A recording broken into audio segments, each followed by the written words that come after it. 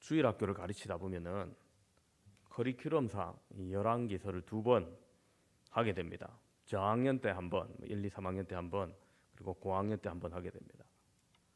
그래서 사실 주일학교를 꾸준히 출석하고 배운 아이들 하면은 다윗, 그 다음에 솔로몬, 그 다음에 이스라엘 나라가 남북으로 나뉘어진다는 사실은 자연스럽게 알게 됩니다. 근데 제가 최근에 알게 된 게 있어요. 그게 뭐냐 하면 우리 교회 어르신들이 이 열왕기서를 듣기 어려워한다는 거예요.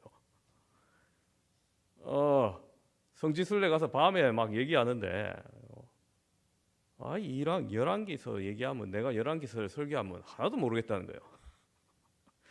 뭐 왕 이름도 다 이놈이 저놈이고 저놈 이놈 같기도 하고 어렵고 생소하기도 하고 역사의 어디쯤인지도 도통 모르겠고 감이 안 온다는 겁니다. 그래서 모 명예장로님이 하시는 말씀이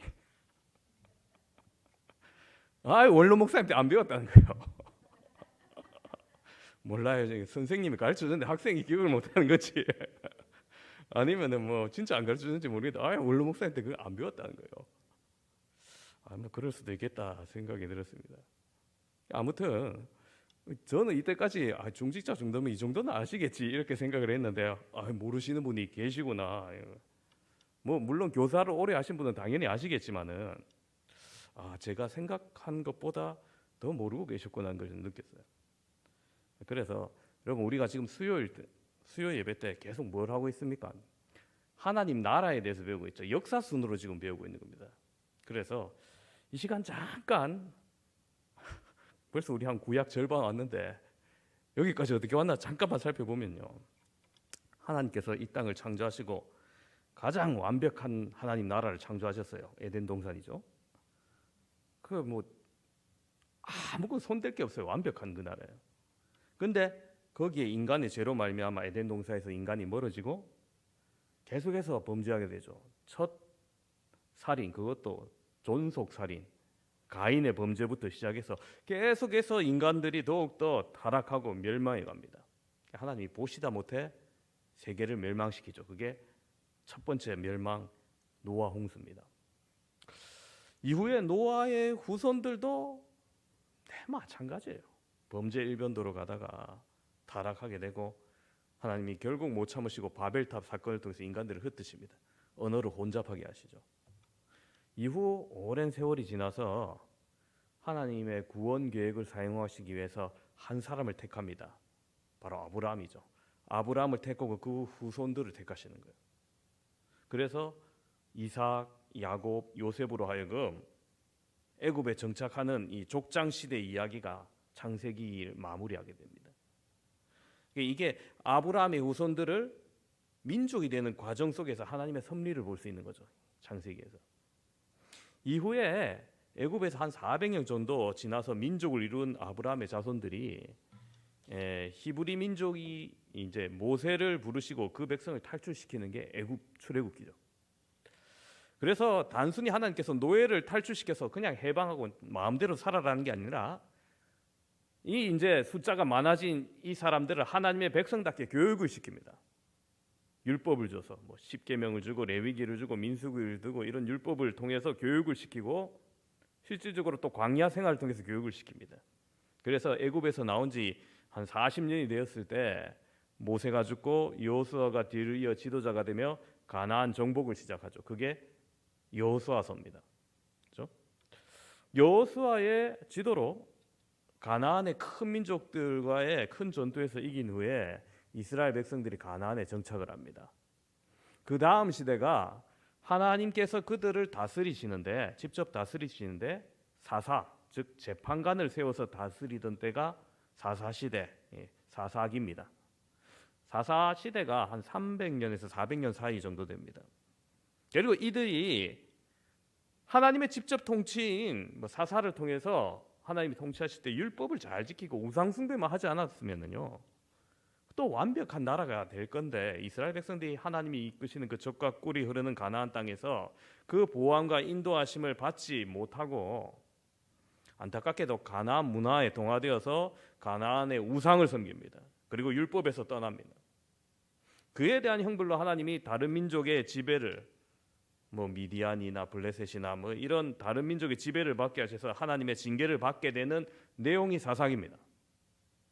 자, 사사시대 마지막에는 하나님이 한나라는 여인 한 명을 붙잡고 태문을 잡고 아기를 안 주는 거예요.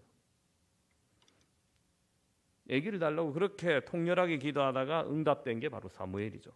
그래서 하나님은 그 한나의 가정을 통해서 사무엘을 예비하게 하고, 사무엘이 이스라엘의 지도자가 됐을 때 미스바 회개 운동을 통해서 이스라엘에 정말 간만에 제대로 된 회개 운동이 일어나고 하나님의 통치와 온전한 보호함을 받는 축복된 나라가 됩니다. 근데 여러분, 참 사무엘이 영원히 살았으면 좋겠는데 인간의 수명에 한계가 있죠. 사무엘이 늙으니까 사람들이 사무엘에게 나아가서 왕을 세워줄 것을 요구합니다. 그렇게 탄생된 왕이 바로 이스라엘의 첫 번째 왕 사울이죠. 이제부터는 사사시대가 아닌 왕정시대가 됩니다. 사울부터는. 그래서 사울이 제위에 오른 게 기원전 BC 1047년입니다. 우리나라 역사로 언제입니까? 이거 계산이 안 돼요.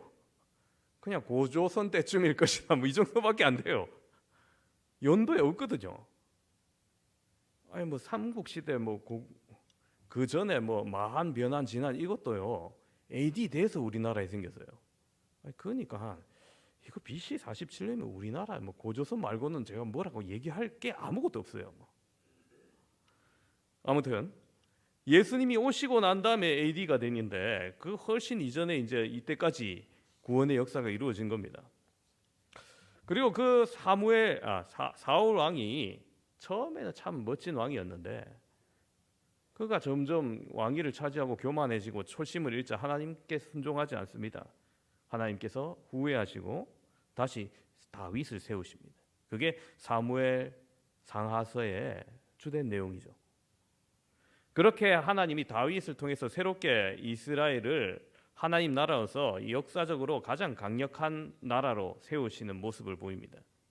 그리고 그 다윗의 아들 솔로몬에 의해서 성전이 완성될 때 이 완전 하나님께서 이 나라에, 이 땅에, 이 지구상에 하나님 나라의 본으로 세우신 이스라엘 역사의 정점이 이루어지는 게 바로 솔로몬의 성전을 완공할 때입니다. 그래서 이게 하나님 나라 왕국의 모습이구나 할 수 있는 게 바로 성전이 완공되었던 솔로몬이 다스리던 초기 시대예요. 그런데 솔로몬이 타락이 하죠. 타락이 이어집니다. 그렇게 많은 이방 여인과 혼인 동맹을 맺고 그 여인들만 데리고 오면 될 텐데 그 이방 여인들이 섬기던 신들 하나하나 신전 다 만들어져다 보니까 예루살렘이 온통 온갖 잡귀신이 다 들어오게 되고 이스라엘이 그때부터 내리막길을 걷게 됩니다. 그래서 여러분 그 왕정 시대 사울부터 시작했죠. 사울, 다윗, 솔로몬 이게 다스린 지가 각각 거의 40년씩입니다. 41년, 47년 이래 되는데 그냥 40년씩 계산하면 딱 맞아요. 사울, 다윗, 솔로몬 40년씩 해서 120년이 지났구나 이렇게 생각하시면 되고요. 솔로몬이 죽고 난 다음에 드디어 남북이 쫙 갈라집니다. 지난주 솔로몬의 아들 르호보암이 남유다 왕이 되고 여로보암이 북이스라엘 왕으로 나뉘는 게 지난주 우리 부목사님이 설교했던 내용이죠. 지난주 그런 내용을 했나 봐 벌써 까먹으신 분이 있을지 모르겠습니다. 지난주 했습니다. 그래서 자 한번 따라합시다. 여로보암. 여러분 이 이름이 익숙하지 않다. 좀 심각합니다. 구약을 한 번도 완독해보지 않았던 사람이에요. 여로보암이 여기서만 나오느냐? 아닙니다. 구약이 끝날 때까지 다윗에 반대되는 개념으로 이 이름이 수십 번 나와요. 몇 번 나올 것 같습니까? 한 20번 나올 것 같습니까? 한 30번 나올 것 같습니까? 제가 오늘 찾아봤는데 여로보암 2세까지 포함해서 95번이나 나와요. 근데 이 이름 모르겠습니다. 처음 듣습니다 하면은 진짜 심각한 분입니다. 그래서 여러분 악한 이름의 대명사 신약에서 누굽니까? 제일 악한 사람. 악한 사람 신약에서.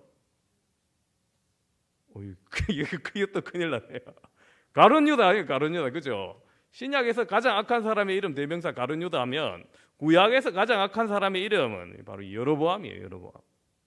그래서 내가 예수 믿고 좀 성경 읽는다 하면은 여로보암 이름 정도는 아셔야 돼요. 자, 이제부터 오늘 말씀으로 넘어갈 텐데, 오늘 말씀이 바로 북이스라엘의 여로보암이 죄를 짓는 부분 12장에서부터 징계받는 부분 14장까지의 내용이 오늘 말씀이에요. 여러분, 이 여로보암이 왕자로 태어난 게 아니죠. 원래 감독관이었는데 하나님의 특별한 은혜로 북이스라엘의 왕이 되었습니다. 그런데 이 양반이 어쩌다 범죄하게 되고 어쩌다가 그 지경에 이르게 되었는지 우리가 이 시간 함께 살펴보면서 귀한 교훈 받기를 소망합니다. 하나님께서 이스라엘 나라를 남북으로 나누고 그 북쪽을 여로보암에게 맡기신 것은 제일 큰 원인은 솔로몬의 우상 숭배에 있는 거죠. 그죠? 그 여인들의 우상을 다 들어주다 보니까 뭐 나라에 한도 끝도 없는 우상 숭배 터전이 생겨버렸습니다. 그래서 솔로몬의 아들 르호보암이 뭐 잘못된 판단을 하죠. 내 새끼손가락이 아버지 허리보다, 그런 사람이 어디 있어요? 새끼손가락이 허리보다 굵은 사람이. 그런데 아무튼 잘못된 판단으로 해서 결국 그것조차도 하나님의 계획하심이었다면은 오늘 우리가 살펴볼 여로보암의 범죄는 전적으로 자신의 범죄입니다. 자신이 잘못 판단한 거예요. 나라가 나뉘고 여로보암의 행보가 열왕기상 12장부터 기록되어 있는데요. 25절부터 이렇게 기록되어 있습니다. 여로보암이 에브라임 산지에 세겜을 건축하고 거기서 살며 또 거기서 나가서 브누엘을 건축하고, 자, 여러분, 나라가 북이스라엘이 새롭게 세워졌어요. 에브라임 산지에 세겜을 건축합니다. 그리고 요단 동편에 브누엘을 건축합니다. 자, 나라가 나뉘어졌으니까 그 나라에 대한 뭐 새로운 신도시 계획도 하고 건축하는 것 뭐 당연할 수 있어요. 근데 이러한 건축을 함에 있어서 여로보암이 벌써 두려워합니다. 뭐냐면은 여로보암이 나라를 건축하고 여러 가지로 불안해하는데, 이런 건축도 뭐 백성들을 더욱더 윤택하고 잘 살게 하기 위한 게 아니라 애굽이 언제 공격해 올지 모르니까 요단 동편에도 하나 두고 지금 있는 곳에도 하나 둬서 자신의 안전을 보호받으려는 노력으로 보입니다. 그러한 두려움이 그 다음 절부터 더욱더 선명하게 드러나요. 열왕기상 12장 26절 27절 보면 이렇게 기록되어 있습니다. 그의 마음에 스스로 이르기를 나라가 이제 다윗의 집으로 돌아가리로다. 만일 이 백성이 예루살렘에 있는 여호와의 성전에 제사를 드리고자 하여 올라가면 이 백성의 마음이 유다 왕된 그들의 주 르호보암에게로 돌아가서 나를 죽이고 유다 왕 르호보암에게로 돌아가리로다 하고. 자, 여러분, 여로보암이 상상을 하는데 있지도 않은 사건을 두려워하는 겁니다. 당시 성전이 저 남유다에 있는 예루살렘의 성전밖에 없으니까 제사를 드리거나 뭐 절기를 지내거나 하면은 북이스라엘 사람들도 전부 다 남유다에 있는 예루살렘으로 가게 되는 것이고, 거기에 그 성전의 화려함, 복색을 갖춘 제사장과 레위인들, 갖추어진 성전으로 인해서 아이고 백성의 마음이 돌아설까 두려운 겁니다. 이 정치인으로서.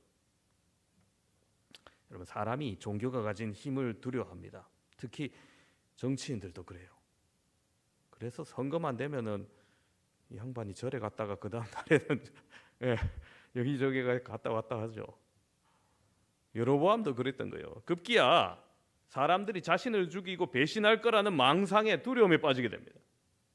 그래서 여로보암은 그 두려움이 원래 계획도 없고 정황도 없는데 자신을 반영하게 될 것이다, 그렇게 상상을 하는 겁니다. 물론 뭐 사람은 두려워할 수 있죠. 그 또 급박한 환경의 변화라면은 더욱더 그럴 수 있습니다. 그런데 여로보암은 지금 이 두려워하는 것이 하나님의 약속을 믿지 못하는 두려움입니다.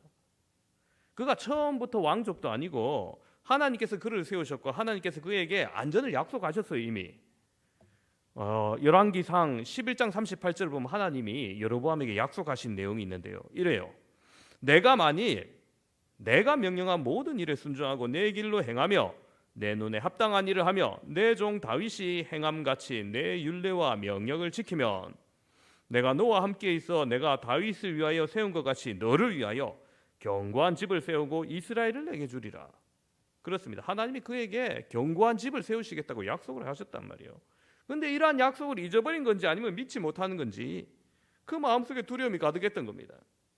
그래서 백성들이 남유다 예루살렘으로 제사 드리는 거 자신을 배신할 수 있다고 생각하고 아예 이것을 계획적으로 막아버립니다. 어떻게 막냐? 그 방법이 하나님의 율법을 어기고 하나님이 싫어하는 일만 골라 합니다. 북이스라엘의 금송아지 2개를 커다란 금송아지 2개를 만들고 하나는 베델에 두고 하나는 단에 두어서 자, 이 송아지상 뭐 그야말로 우상이죠. 자, 이 우상이 너희를 애굽 땅에서 인도하여 낸 너희 신이라 이래 얘기합니다. 이야, 뭐 출애굽 때 아론이 저질렀던 엄청난 잘못을 똑같이 따라하는 거예요. 뭐 그뿐 아니라 산당을 짓고 레위 자손이 아닌 보통 백성들로 제사장 삼습니다. 아무나 뭐 싶게. 레위 지파 아닌 사람을 제사장으로 삼는 건 분명히 신명기 율법에서 어기는 겁니다. 게다가 7째 달에 있는 초막절을 8째 달 15일로 옮겨버려요. 없는 절기를 생기게 만들어요. 여러분, 절기는 하나님께서 이스라엘 백성에게 그 은혜를 기억하기 위해서 만든 날인데 이게 사람 마음대로 바꿔버리는 거예요. 결국 이런 북이스라엘이 여호와를 제대로 섬길 수가 없죠. 이렇게 바꿔버리니까 아예 다른 종교를 만들어버린 겁니다. 이건 뭐 유대국 같기도 하고 아닌 것 같기도 하고 뭐. 이게 시작이 되어 훗날에 여러분 예수님 시대 때 도저히 함께 설 수 없는 사람들이 바로 북이스라엘의 남은 자들 사마리아 공동체가 되는 거예요. 그래서 예수님 당시 유대인들이 저 사마리아 놈들 싫어하고 무시한 것 혼혈인 이유도 있지만은 종교 자체가 변질됐기 때문에 그런 거예요. 그래서 이 여로보암 때부터 그게 시작된 거기 때문에 이런 배경을 이런 구약의 배경을 아시고 신약을 보면 훨씬 더 제대로 보이는 거죠. 여로보암은 자신의 두려움과 정치적 입지를 위해서 하나님의 법까지 뜯어고치고 하나님의 말씀을 물러나게 하고 수많은 사람들마저 진리에서 벗어나게 한 여로보암의 죄는 여러분 그 어떤 죄악보다 더 크게 느껴집니다. 오늘날로 따지면 이단 종교를 창설한 거예요. 요즘 JMS 항상 시끄럽던데, 뭐 신천지 JMS 뭐 이런 거 창설한 거예요, 완전히. 이런 여로보암의 죄는 단순한 실수가 아니라 의도적인 배교이기 때문에 더욱더 그 죄질이 악한 겁니다. 여러분, 무엇 때문에 여로보암이 이와 같이 됐습니까? 그는 무엇이 더 중요한지, 무엇이 더 우선순위인지 제대로 파악하지 못했습니다. 자신의 권력을 확고하게 하기 위해서, 자신이 더욱더 안전해지기 위해서 하나님을 수단으로 이용한 겁니다. 그저 하나님을 잘 섬기면 무엇보다도 안전할 텐데 잘못 판단한 거죠, 완전. 여러분, 우리도 마찬가지 실수를 경계해야 됩니다. 나는 혹 하나님이 명하신 거 내 스스로 재단하고 이거는 해도 되고 이거는 뭐 하나님 명하셨지만 안 해도 되고 뭐 적당히 타협하고 막 자르고 붙이고 막 이러진 않냐는 겁니다. 하나님의 말씀이 있는 그대로가 아니라 더 나아가 자신의 안전을 위해서 혹은 다른 여타 목적을 위해서 나의 성공을 위해서 하나님을 이용하고 그것을 위해서 신앙적의 절대적인 가치마저 다른 사람에게 변질시킨다면 오늘 우리는 여로보암의 길을 가게 되는 겁니다. 그렇게 되지 않기 위해서 우리는 언제나 하나님을 만나고 하나님 말씀을 분명히 듣고 청종하며 수많은 가치관과 두려움 속에서도 언제나 함께 하시고 보호해 주시는 그분을 바라보고 동행해야 되는 겁니다. 하지만 여로보암은 돌이키지 않습니다. 하나님께서 이 베델과 단 제단을 규탄하려고 남유다에서 선지자를 보내서 하나님께서 책망하시지만 여로보암은 끝까지 회개하지 않아요. 그리고 결국 하나님의 심판이 이르게 되는 게 오늘 우리가 읽은 14장에서부터예요. 여로보암의 집을 향한 첫 번째 심판이 시작됩니다. 그건 바로 여로보암의 아들 아비야가 병이 났습니다. 여러분, 왕가를 튼튼하게 받쳐줘야 될 아들이 병났다는 것, 여로보암의 왕권이 드디어 흔들리기 시작하는 겁니다. 좋지 않은 징조입니다. 여로보암은 하나님의 경고를 듣고도 그때까지 회개하지 않았고 이제 심판의 시간이 시작된 겁니다. 여로보암도 그 심판의 목소리를 기억하고 있기 때문에 찜찜하고 두렵거든요. 그래서 자기 아내한테 이게 좀 하나님의 심판이 맞는지 좀 알아보러 보냅니다. 변장을 하게 하고, 왕비복이 아니고 변장을 하게 하고 실로로 가서 예전에 자신이 왕이 될 것이라고 말해 주었던 하나님의 선지자 아이야가 있으니까 그 양반한테 가서 우리 아들 낳을지 죽을지 한번 물어봐라는 거예요. 근데 아이야가 그때 당시 아이야 선지자가 나이가 많아가지고 눈이 멀어 있어요. 여로보암의 아내가 눈먼 선지자를 속이려고 어떻게든 변장해서 찾아간 겁니다. 그런데 여러분, 선지자에게 보낸 것만으로 해도 여로보암이 충분히 그 사실을 어느 정도 인지하고 있다는 거죠. 느낄 거 다 느끼고 있는 거예요. 지금 알 거 다 알면서도 지금 불순종하고 있는 겁니다. 완악한 고집이 대단한 겁니다. 남유다 선지자의 경고도 무시했는데 막상 아들이 아프니까 이게 덜컥 좀 겁이 났던지 알아보러 보낸 거죠. 그것도 좀 째째하게 자기가 직접 가지 않고 아내를 보내요. 자신의 아임을 숨기고 이 여인의 아들이 살 것인지 알 것인지 시험하면은 하나님의 경고가 확실히 알아차리면 맞다는 것을 알 거고, 아니면은 이거 그냥 우연히 병에 걸린 거다 이렇게 생각하겠죠. 자, 여로보암의 아내는 남편의 말대로 아히야 선지자를 찾아갔습니다. 그때 눈이 보이지 않던 아히야 선지자지만 하나님께서 현재 일어나는 상황을 하나하나 벌써 다 아히야 선지자에게 다 얘기해 주셨어요. 여로보암과 그 아내가 눈이 안 보이는 사람은 속일 수 있을지 몰라도 하나님은 속일 수 없죠. 미리 하나님께 모든 얘기를 다 듣는 아히야가 여로보암 아내가 들어오는 발자국 소리만 듣고 왜 다른 사람이 제하느냐 하면서 막 꾸짖습니다. 그리고는 하나님 앞에서 숨기거나 속이는 것이 불가능한 것을 보여주면서 또한 아히야가 진정한 하나님의 사람임을 보여주죠. 아히야는 자신이 심각한 일을 전달하도록 부름받았다고 전합니다. 하나님께서 이렇게 말씀하셨다 하면서 직접 합법으로 전달하면서 몇 가지 메시지를 던집니다. 그 첫 번째 메시지는 그는 많은 사람 중에서 여로보암을 선택하시고 다윗의 집에서 나라를 찢어 그의 손에게 주신 것 모두 하나님이 하신 일임을 확신하게 밝힙니다. 하나님의 은혜였다는 거예요. 이게 이스라엘의 왕권을 세우신 일, 그 나라를 강하게 하거나 혹은 약하게 하시는 분이 하나님이심을 분명하게 하는 겁니다. 여러분, 왕권 강화하는 것이 사람의 마음에 있거나 예루살렘 성전이라는 건물에 있거나 혹은 솔로몬처럼 많은 재물이나 지혜에 있는 게 아니라는 거예요. 오로지 하나님의 손에 달려 있다는 겁니다. 그래서 하나님께서는 여로보암에게 하나님만이 이스라엘의 진정한 왕이며 하나님을 섬기는 것이, 잘 섬기는 것이 왕권을 유지하는 가장 기본적인 것을 알려줍니다. 두 번째 아히야 선지자의 메시지는 여로보암이 하나님 앞에서 악을 행했다는 거예요. 여로보암의 죄는 우상을 만들고 이것을 숭배하게 하며 이런 행위를 하나님을 등 뒤로 집어 던지는 것이다 라고 평가합니다. 금송아지를 만들고 그의 제사를 드리는 행위, 하나님에 대한 철저한 배신이고 하나님의 이것을 보고 분노하신다고 밝힙니다. 하나님께서 여로보암의 두려움, 여로보암의 상황 모르는 거 아니죠.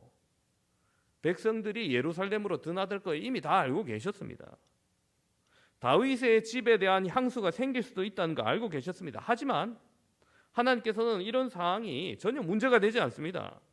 하나님은 얼마든지 자기가 사랑하는 사람을 지키시고 보호하실 힘과 능력이 가지고 계신 분입니다. 하나님이 여로보암을 세웠기에 여로보암이 하나님만 잘 따르면 되었습니다. 그렇지만 여로보암은 이것을 믿지 못했고 자신의 왕권을 지키기 위해서 오히려 하나님을 버리고 사람의 마음을 사로잡으려 했던 겁니다. 세 번째 메시지는 여로보암에 대한 심판을 이제 선언하십니다. 여로보암의 집에 이제 재앙을 내려서 여로보암에 속한 남자는 모두 끊어버리겠다고 하십니다. 이 표현이 지독한데요. 이렇게 표현하세요. 마치 거름더미를 치우듯이 완전히 쓸어버리겠다 이렇게. 이게 여로보암 가문은 부정하고 더러운 것으로 보고 계시다는 의미죠. 그래서 14장 11절에 이렇게 표현합니다. 여로보암에게 속한 자가 성읍에서 죽은 즉 개가 먹고 들에서 죽은 즉 공중의 새가 먹으리니 이는 여호와께서 말씀하셨음이니라. 여러분, 여로보암에 속한 아들들 후손들이 성읍에서 죽으면 개가 먹어요. 들에서 죽으면 새가 먹을 거예요. 그 말인즉슨 죽는 것에서 끝나지 않는다는 거죠. 평안히 장사되어 안식을 누리는 복도 얻지 못하는 아주 철저한 저주 아래 놓일 거라는 겁니다. 자, 여로보암의 아내가 지금 뭐 하러 갔습니까? 아픈 아들 때문에 갔는데 이런 말을 들어요. 이 아들 문제가 아니고 이제 가문이 큰일 나죠. 그리고 아픈 아들에 대해서 이제 마지막으로 말해요. 여로보암의 아내가 성읍으로 돌아갈 때 그 문지방을 밟을 때 그 아들 아비야가 죽을 것이다 이렇게 선언합니다. 그 아들 아비야의 죽음은 아들의 죄 때문이 아니에요. 오히려 하나님께서 아비야는 여호와를 향한 선한 계획이 있었다고 말씀하세요. 그래서 그 아들이 죽는 것, 모든 사람이 슬퍼하고 애도하는 가운데 가족의 묘실에 평안히 장사될 거라고 말하는 겁니다. 다른 사람은 다 뭐 성읍에서 죽으면 개가 먹고 들에서 죽으면 새가 먹는데 그 아들은 그래도 하나님을 향한 선한 계획이 마음속에 있었기 때문에 하나님이 그렇게라도 죽은 이의 안식이라도 취하게 하신다는 거예요. 이런 걸 볼 때 심판 가운데서도 하나님을 찾고 하나님 앞에서 선을 행하는 자에 대해서 하나님의 인애와 자비를 보이시는 하나님이시구나 하는 것을 알 수 있죠. 또한 심판은 여로보암 가문을 대신해서 이스라엘 왕을 세우실 거라고, 다른 가문의 왕으로 세우실 것을 말씀합니다. 그가 여로보암 가문을 완전히 파괴할 것인데 훗날 여로보암의 아들 나답에게 반란을 일으킨 바하사입니다. 이건 뭐 나중의 일이고요. 마지막 심판으로 이스라엘 사람들이 가나안에서 뽑아서 강 너머 지역 아수르의 포로로 잡아켜갈 것을 벌써 여기서 경고합니다. 아니, 북이스라엘의 첫 번째 왕인데 북이스라엘의 마지막 왕 때 일어난 일을 벌써 경고를 하세요. 여기서 이스라엘을 흔들리는 갈대가 되게 하신다고 하는데 굳건한 왕조를 세우겠다는 것이죠. 계속해서 반란이 일어나고 회역하고 불안한 왕조를 세우시고 결국 나중에는 뽑아버리시겠다는 거예요. 실제로 이스라엘이 그렇습니다. 뭐 4대, 5대 이게 가장 오래된 왕이에요. 북이스라엘. 전부 다 바뀌어집니다. 뭐 심지어 뭐 1대, 2대에서 끝나는 왕조들이 엄청 많아요. 그런데 그 이유가 여기서 하나 더 나와요. 여로보암 때문입니까? 백성들도 마찬가지라는 거예요. 백성들이 아세라를 섬긴 죄 때문이라 이렇게 또 말합니다. 14장에. 새로운 제목이죠. 사실 이 이스라엘의 고질적인 문제가 우상숭배 아닙니까? 사사기 시대부터 있었던. 여로보암이 금송아지를 만들고 이스라엘 종교를 혼잡하게 하고 이기적으로 변질시킨 데는 하나님의 그 죄목과 더불어 백성들도 왕만 잘못한 것이 아니라 백성들도 여전히 행하고 있는 우상숭배 역시 백성의 죄를 물으시겠다는 심판의 메시지인 겁니다. 자, 여로보암의 아내가 이 말을 듣고 돌아갑니다. 그리고 실제로 여로보암의 아내가 집 문지방에 이를 때 그 예언대로 아들이 죽어요. 나레이터는 그렇게 말합니다. 아들의 죽음은 아히야 선지자를 통하여 하신 말씀과 같이 되었다라고 말합니다. 이게 아이의 죽음처럼 여로보암을 향한 심판이 한치도 음람 없이 이루어질 것이라는 겁니다.